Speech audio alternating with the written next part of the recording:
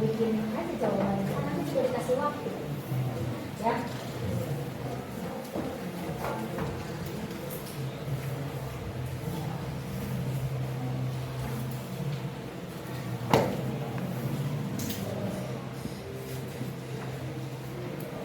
Baik, assalamualaikum warahmatullahi wabarakatuh.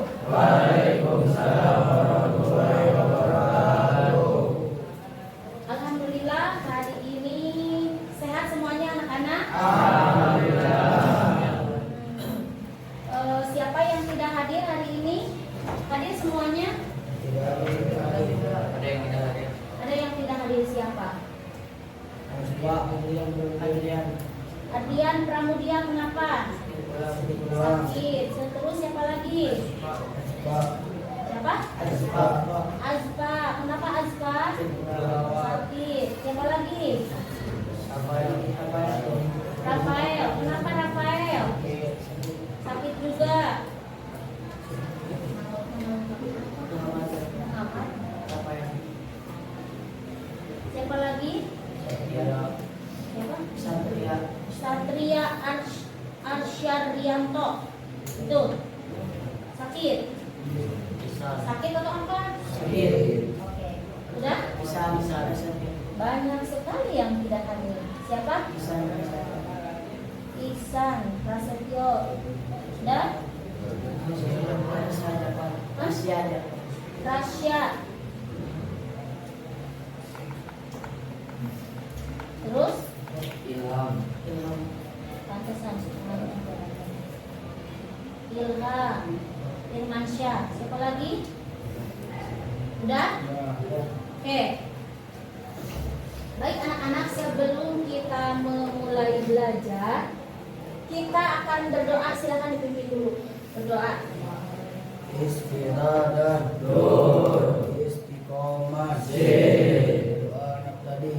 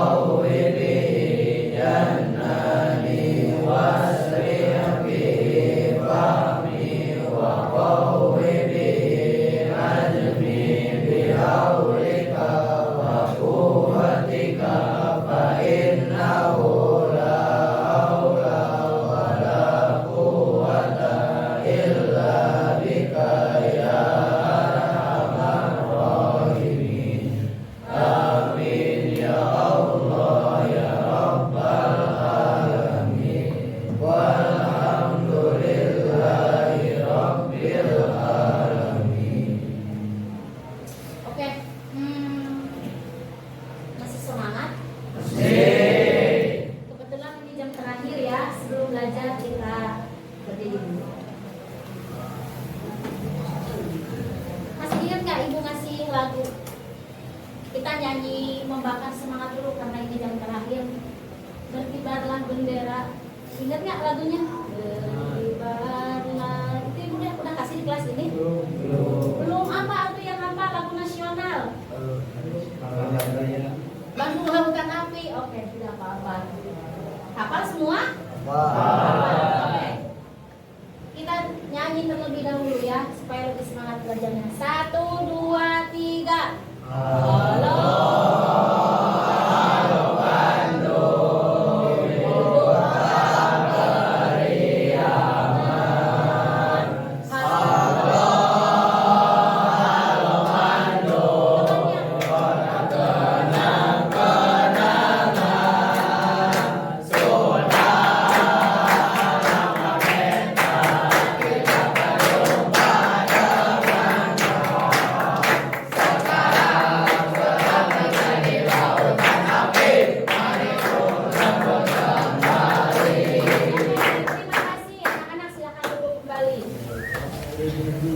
Ya.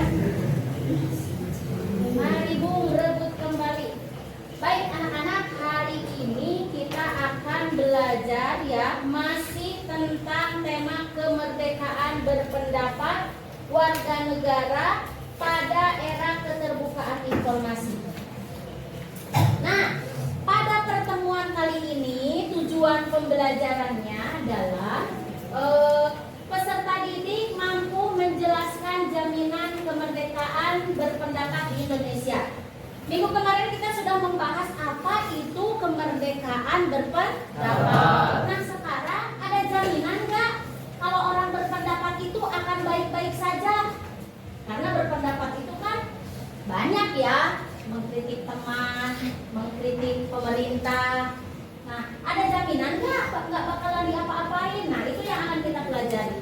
Dan kalian nanti akan menemukan pasal-pasal yang menjamin warga negara atau kemerdekaan warga negara dalam menyampaikan pendapat. Tujuan pembelajaran yang kedua di pertemuan hari ini, peserta didik atau kalian mampu menjelaskan bentuk-bentuk penyampaian pendapat. Seperti apa sih penyampaian pendapat itu bentuk-bentuknya? Nah, itu ya. Itu adalah tujuan belajar kali ini, cukup dua aja. Satu, tadi mengetahui jaminan. Yang kedua, bentuk-bentuknya seperti apa. Baik, untuk memulai pembelajaran kita, seperti biasa silahkan kalian sesuai kelompok yang sudah ibu buat, yang buat satu semester yang berlaku, silahkan duduk sesuai dengan kelompok kalian masing-masing.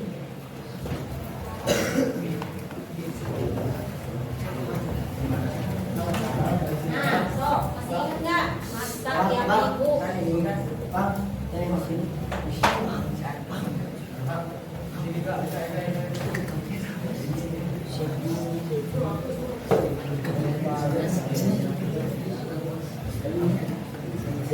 Kenapa nggak ada yang di tengah? Geser sini, di sini. Mojok banget sini. Itu kenapa? Masuk, sini, masuk. Hati-hati. Hati-hati. Oke. Sini, di sini. Sini. Sini. Kalau mana ini? Sini.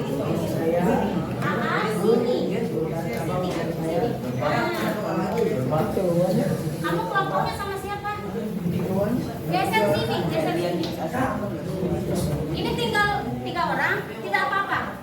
So, kamu kemana? Bikin lingkaran. Oke, anak-anak, silakan kalian buka halaman 83 ya. Di sini dengan judul jaminan kemerdekaan berpendapat. Ada jaminan hukumnya, ada undang-undang ya. Tahun berapa saja. Kalau hukum tertinggi di negara kita itu kan Undang-Undang Dasar 1945. Kalau undang-undang dasarnya itu pasal berapa, kalau undang-undang penerusnya itu pasal berapa. Silahkan ibu kasih waktu kalian untuk literasi 10 menit. Cukup materinya juga sedikit. Literasi 10 menit silahkan dibaca. Setelah membaca, bikin satu pertanyaan dari setiap kelompok. Silakan.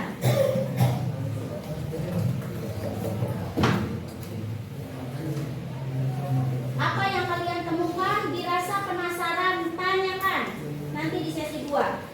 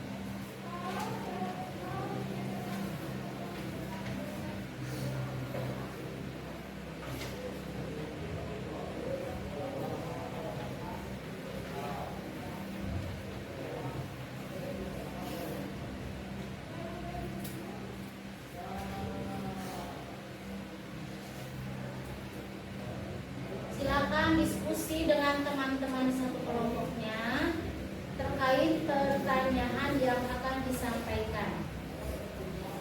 Kelompok 1 Aditya, itu kan ya?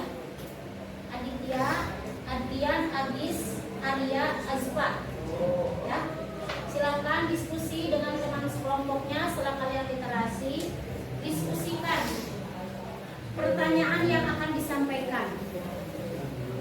Silakan masuk A.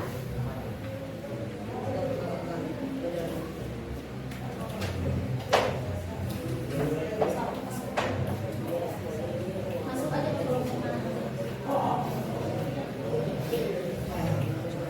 Silakan. Boleh temannya mengajukan, saya penasaran tentang ini, gimana kalau bertanya ini. Pokoknya disepakati aja pertanyaannya mau apa. Satu kelompok satu pertanyaan.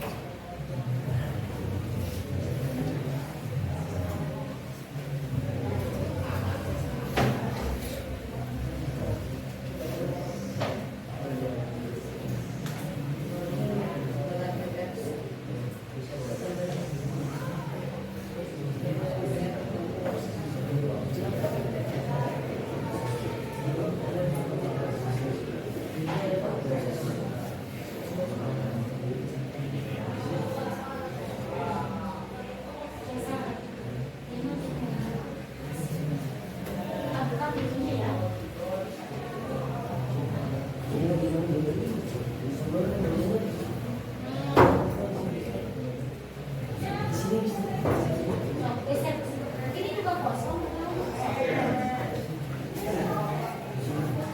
Kelompok mana yang sudah siap bertanya?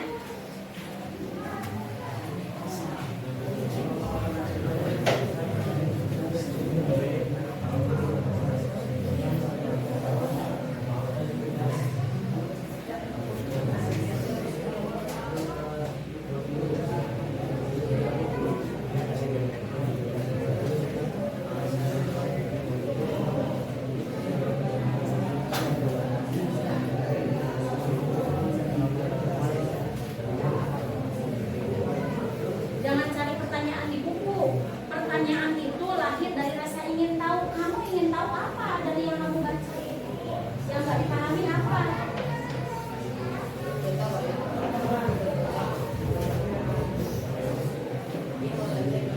Ayo, waktunya habis. Ibu di absennya. Kelompok 1 mana? Ayo, kelompok 1. Silakan. Teman-teman disimak karena pertanyaan dia itu nanti jawabannya untuk semua. Silakan. Assalamualaikum warahmatullahi wabarakatuh. Waalaikumsalam warahmatullahi wabarakatuh. Saya perwakilan dari kelompok 1 akan mengangkat pertanyaan kepada saya. Ya. Apakah yang dimaksud dengan asas dan kami juga tidak paham dengan asas itu? Maksudnya tidak paham apa? Tidak tahu apa yang bisa dimaksud dengan asas Oke. dan pengertian. Pengertiannya. Mau ditulis atau disampaikan saja? Ya. Awas lagi bilangnya biar mereka lagi. Oke, boleh. Tidak ada definisi asas di buku. Oke, baik. Terima kasih Adpa dari kelompok 1 yang tuh. Ternyata pertanyaan itu dari satu kelompok mewakili keingintahuan kalian semua, makanya harus diperhatikan. Oke, asas adalah dasar. Itu pengertiannya. Pedoman atau kebenaran yang menjadi tumpuan berpikir, berpendapat, dan tindakan. Kata asas sendiri berasal dari bahasa Arab. Bahasa Arab asasun yang berarti dasar, basis. Contohnya gimana? Kamu ditanya pendapat tentang bela negara atau mencintai negara. Kita itu harus mencintai negara. Kata siapa? Asasnya dari mana?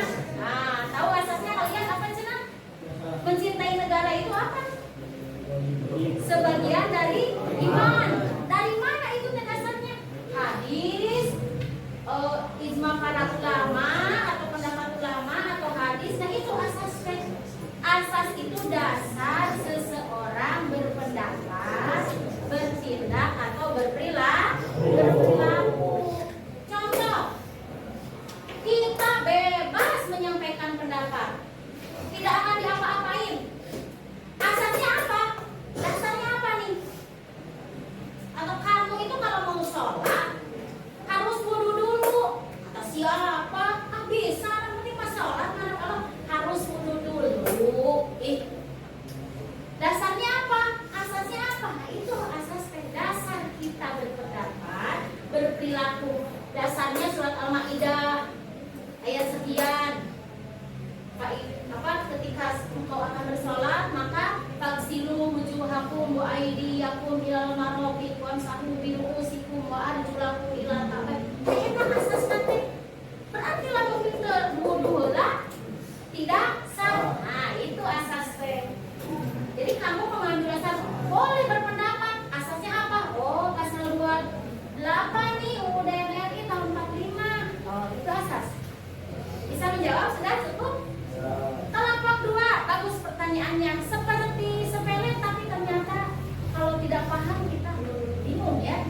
Lanjut nomor 2. Kelompok 2 mana? Silakan.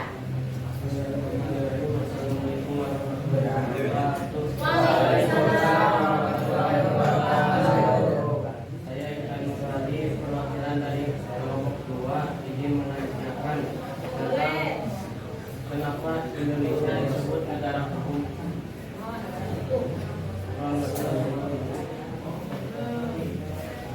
Ibu lemparkan dulu deh pertanyaannya, jangan langsung ibu jawab. Yang menjawab pastilah kalian tidak bisa. Kenapa Indonesia disebut negara hukum? Ada yang bisa menjawab?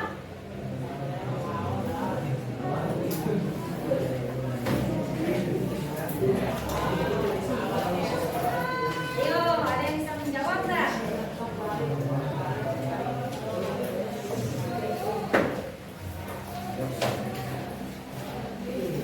Ada balpen, ada spidol. Oke, kalau tidak ada yang menjawab, ibu.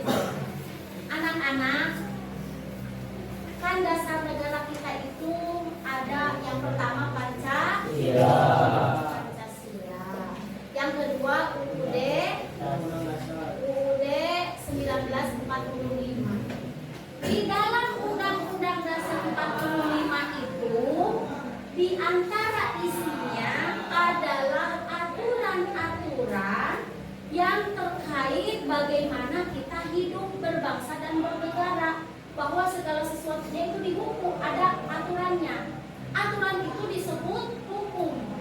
Hukum ini, hukum yang ada di negara kita ini tidak bisa tegak kalau tidak ada yang menegakkan. Makanya dituangkanlah dalam pemerintahan.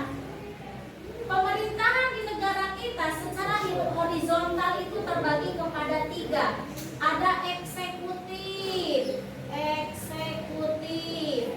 atau disebut presiden. Yang kedua ada legislatif atau DPR. Dan yang ketiga ada yudikatif. Ini udah berulang-ulang Ibu atau Mahkamah Agung. Kalau di sebuah negara hidup dengan jutaan manusia tidak diatur, maka apa bedanya kita hidup di hutan, saling memangsa. Yang lemah semakin ditindas, yang kuat semakin menguasai, maka diaturlah. Ini yang membuat hukum, ya, dasarnya dari UUD 1945 dijabarkan terus. Kan sifatnya teh apa cenah? UUD teh bisa mengikuti perkembangan zaman. Nah, terus diatur di sini di DPR. Apabila banyak pelanggaran yang merugikan banyak masyarakat, bikinlah peraturannya, ditegakkannya oleh Mahkamah Agung. Makanya negara kita disebut negara hukum. Paham sampai sini? Udah, kalau udah paham, lanjut kelompok 3.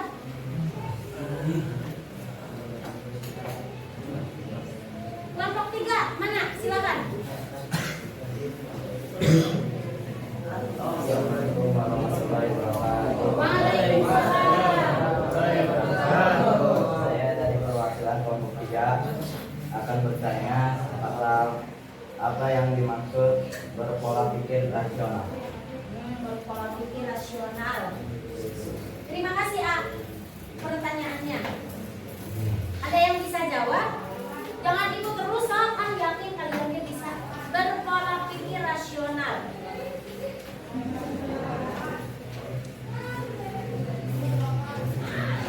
Atau berpikir rasional. Nah, inilah ya anak-anak. Ada yang pernah dengar kata rasional? Gampang banget jawabannya, masuk akal. Itu berpola pikir rasional, itu berpola pikir masuk akal. Tidak semua orang bisa berpola pikir rasional atau masuk akal. Karena pikiran itu perlu dilatih. Itulah kenapa pentingnya anak bangsa harus sekolah. Salah satu tujuan kalian belajar ini mengasah, melatih kalian agar ketika kalian menjadi masyarakat, menjadi warga negara, kalian punya pola pikir yang masuk akal, rasional, bisa diterima oleh orang banyak cara berpikirnya. Udah itu? Paham? Segitu? Ada pertanyaan lagi? Nah, sekarang nanti 2 kelompok lagi, sisanya untuk menjawab tugas diskusi kalian. Ya, oke. Pertanyaannya pasti kalau ditampung kalian mah pasti banyak banget, karena ya itulah hebatnya kalian itu ingin tahu banyak ingin tahu. Tapi harus kita batasi karena kita juga belajarnya ada batas waktu. Terima kasih pertanyaannya, mudah-mudahan bisa menjawab segala penasaran kalian. Nanti banyak pertemuan lagi dengan segala ingin tahu kalian. Nanti ibu akan buka lagi forum pertanyaan. Sekarang kita masuk ke sesi yang kedua, anak-anak. Sesi yang ketiga ya. Tadi sesi yang pertama literasi, mengamati, gambar. Sesi kedua pertanyaan. Selanjutnya kita akan masuk ke sesi yang ketiga, yaitu tugas kelompok. Tugasnya,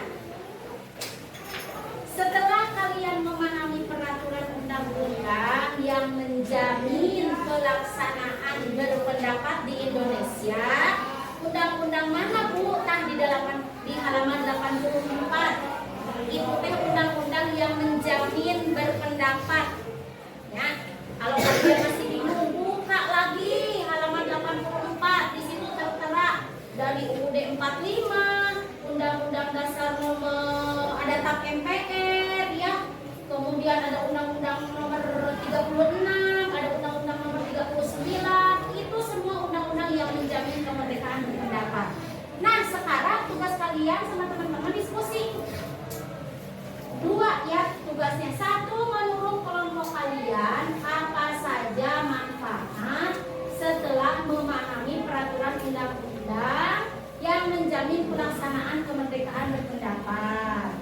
Nomor 2, sebutkan hal penting yang belum diatur. Nih, menurut kamu ya, menurut temuan kamu, hal penting yang belum diatur dalam peraturan undang-undang dan menjamin pelaksanaan kemerdekaan berpendapat. Yang menurut temuan kamu ini belum diatur nih. Misalkan tentang head comment. Nah, misalkan ini udah diatur atau belum ya oleh pemerintah tentang head comment atau tentang hoax. Misalkan ya. Kan itu juga sama tentang penyampaian pendapat gitu ya. Silakan diskusikan dan nanti Ibu minta perwakilan dari kelompok 2 ini, kelompok berapa ini? 4 dan 5. Silakan. Karena waktunya juga kayaknya cukup buat 2 kelompok aja. Silakan diskusi dulu. Itu apa pertanyaannya yang nah itu. Yang lain sama ikut mengerjakan.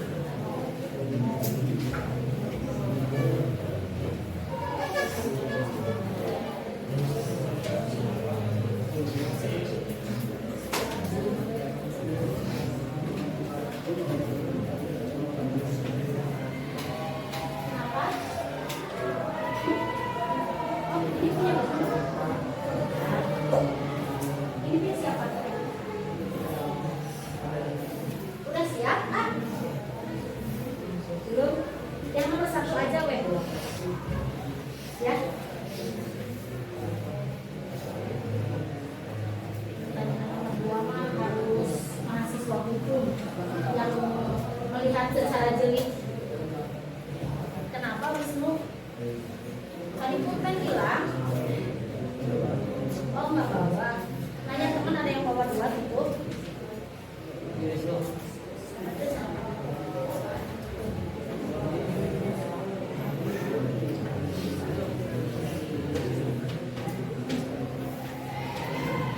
Sudah siap? Ah? Perwakilan 1 orang ya. Sudah siap? Siap, oke. Oke teman-teman, lihat ke sini ya anak-anak. Oke sambil dikerjakan. Tapi lebih baik bagusnya kita perhatikan.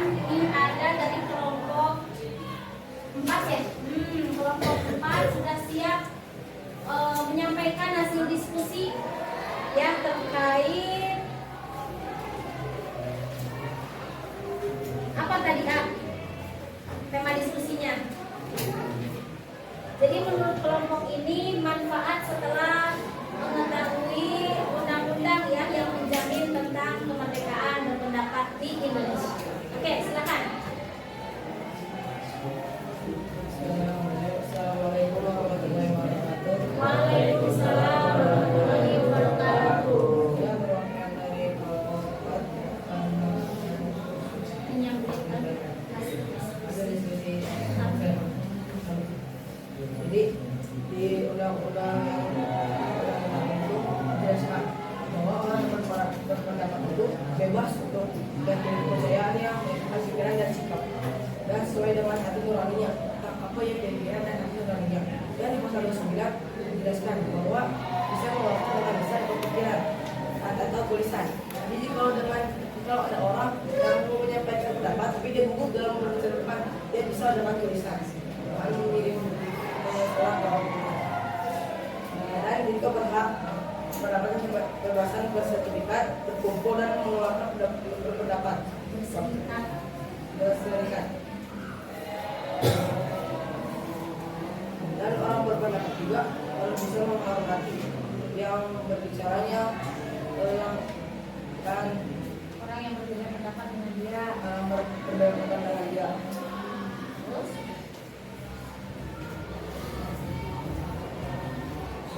sudah ditutup dulu.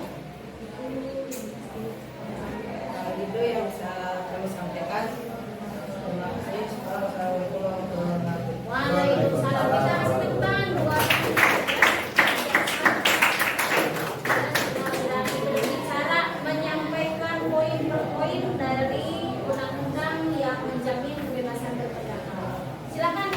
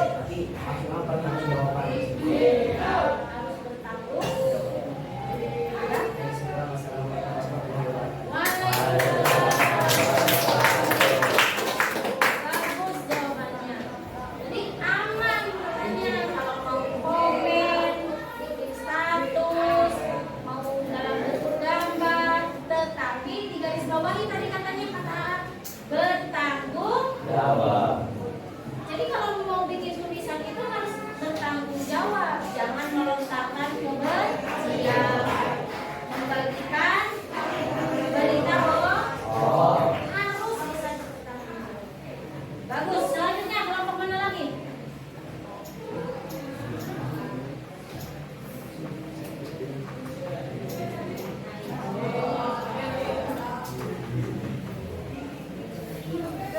Ayo, kelompok ini siap?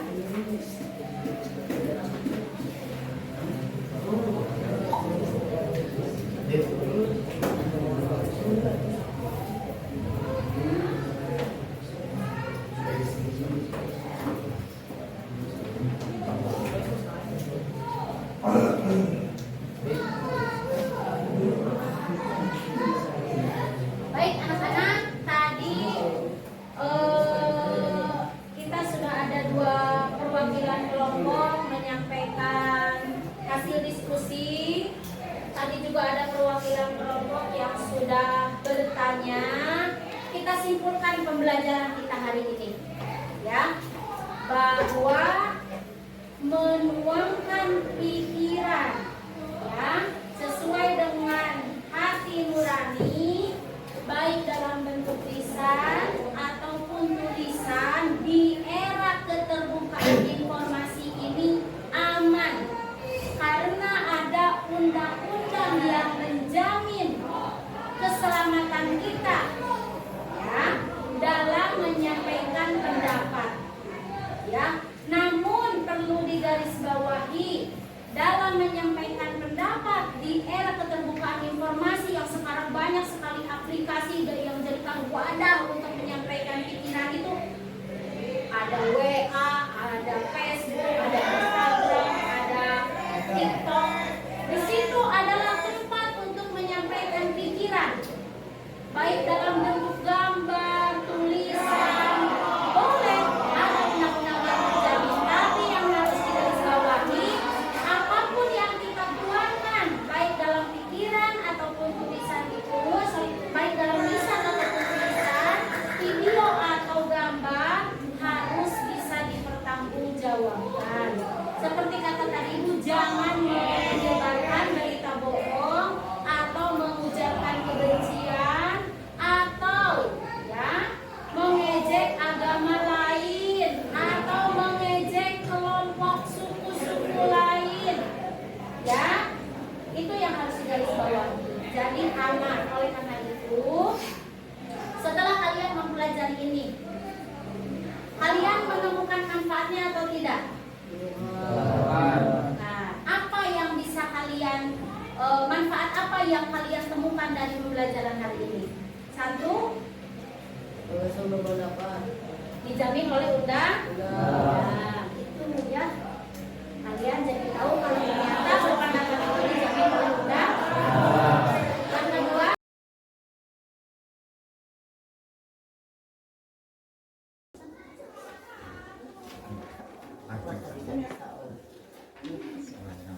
Assalamualaikum. Sehat, Toto? alhamdulillah sehat. Habis dari kelas? Iya, Ngajar apa bagusan? PPKN kelas 2B, 8B berarti ya. Ya.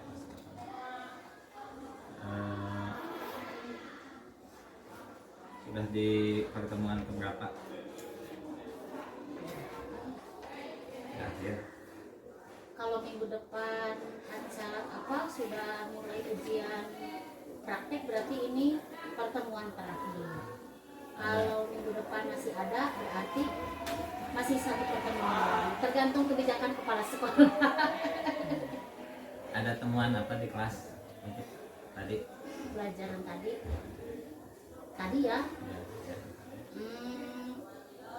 Kalau temuan kendala mah yang negatif, alhamdulillah minggu ini tidak ada. Hanya menemukan yang positif boleh disampaikan, alhamdulillah. Jadi kelas B ini termasuk yang tadi saya masuk terakhir itu biasanya bermasalah di kebersihan sih ya. Cuman tiap minggu terus diingatkan dan surprise banget tadi, Masya Allah bersih, anak-anaknya tertib, alhamdulillah. Karena sebenarnya untuk pelajaran PKN sendiri bukan hanya kelas D, semuanya anak-anak itu antusias. Karena mereka kan selama ini taunya presiden, wakil presiden, ternyata ada lembaga-lembaga lain yang berkuasa, termasuk demokrasi itu apa, otonomi daerah itu apa, gitu kan. Luar biasa, anak-anak antusias ya. Kalau yang kendalanya mungkin apa ya, kalau di kerapihan paling saya kalau untuk antusias belajar luar biasa di sini anak-anak antusias. Nah tadi kan disampaikan katanya waktu awal-awal sering ada masalah tuh di masalah kebersihan. Iya. Tapi pas sekarang dibuat takjub lah. Iya. Ya pokoknya dibuat takjub ketika masuk ke kelas dalam keadaan kelas tidak seperti biasanya. Kira-kira kenapa tuh bisa gitu? Mungkin dorongan dari semuanya ya, bukan hanya dari saya. Karena saya itu ke anak-anak tuh kayak gini. Wali kelasnya siapa? Bilang ya, kata ibu. Jadi gitu. Takut wali kelasnya mungkin kurang peduli. Ketika sudah dibilang ada guru lain yang peduli, mungkin wali kelasnya akan lebih respect. Dan setiap minggu saya selalu mengingatkan, ini disimpan di sini ya. Ketika saya menemukan di kelas ada bekas makanan, ketika mereka mengerjakan tugas, saya ambil sendiri. Jadi kalau misalkan kita mencontohkan, mereka juga akan lebih malu. Begitu. Ketika menemukan, ya kan di sini anaknya boarding, mungkin bawa tempat makan, piring. Saya bilang, ini tempat belajar ya, tidak boleh membawa piring atau makan di kelas. Saya sediakan di sini, ini ada lemari, dipindahkan ke tempat lain. Pokoknya kita petakan aja gitu. Jadi kalau anak-anak bersihkan nggak bisa. Kita harus tunjukkan, memetakannya seperti apa, mencontohkannya seperti apa. Dan saya tidak segan, saya yang nyapu, saya apa. Akhirnya mereka, malu mungkin ya gitu kan. Akhirnya mereka sendiri gitu yang kayak gitu, yang melaksanakan. Untuk itu kan berarti cuma terkait dengan masalah kesiapan sebelum belajar. Nah itu betul. Nah ketika pas pembelajaran dilaksanakan nih, untuk tadi tujuan pembelajarannya tersampaikan semuanya. Alhamdulillah tersampaikan. Jadi tuntas anak-anak juga antusias. Iya antusias. Apa nih yang menarik di materi yang disampaikan hari Oleh ini? anak-anak. Jadi pembahasannya itu kan tentang aturan, ya, aturan gitu. Aturan itu kan sebagai warga negara itu ada aturan dari tempat yang paling kecil dulu apa rumah. Setelah rumah anak-anak tempat sosial mereka apa sekolah. Setelah sekolah yang lebih luas lagi adalah masyarakat. Baru setelah itu negara begitu. Jadi mereka antusias tentang peraturan yang lebih besar negara karena bahasa-bahasanya gitu baru mereka menemukan begitu. Tapi istilah-istilahnya seperti itu. Tapi saya mengingatkan lagi ke anak-anak ya jangan mikirin dulu yang lebih luas karena kalian belum menjadi masyarakat, hanya sekedar mengenal. Untuk mengamalkan dari lingkungan terkecil dulu. Kelas, hujroh, dan lingkungan pondok yang harus kita ikuti peraturannya. Jadi saya tekankan untuk pengamalan itu dulu. Kalau untuk mengenali materi, oke, Ibu sampaikan gitu. Jadi pengamalannya di sini, tapi mengenalinya yang lebih luas. Jadi untuk pertemuan ini tuh tentang materinya itu tentang Aturan negaraku gitu. Temanya aturan negaraku, lingkunganku, ya. Kayak gitu-gitulah. Ya. Berarti anak antusias mengikuti pembelajaran, tidak ada kendala apa-apa dari anak-anak? Enggak, alhamdulillah ya. Awal-awal mah di semester pembahasan bab 1 kayak gitu mungkin saya kan kelas 1 itu dulu bukan saya gurunya. Jadi di awal-awal saya belum kenal nih. Saya juga observasi dulu ya, mencocokkan nih apa nih ya yang cocok dengan mereka gitu. Di awal-awal mereka memang agak menemukan yang ngantuk kayak gitu aja saya rubah metode yang tadinya mereka literasi tidak di kesananya saya yang ceramah, wah itu mereka ngantuk. Saya rubah, kalian literasi kesananya kalian mau nanya apa, sesi bikin satu pertanyaan buat Bu Kokom, gitu aja saya menamanya, bikin satu pertanyaan buat Bu Kokom. Yang itu buat minggu depan atau di hari itu? Di hari itu, setelah literasi kan kalau literasi hari ini, minggu depan mereka udah lupa. bikin satu pertanyaan buat Kokom. Satu yang nanya 80 nilainya. Jadi nanti ibu dilihat juga tergantung bobot pertanyaan. Kadang ada anak-anak yang penting dapat nilai, pertanyaannya remeh-temeh enggak gitu. Pokoknya ibu lihat dari kualitasnya. Ternyata kalau pertanyaan kalian lebih bagus bisa di 85.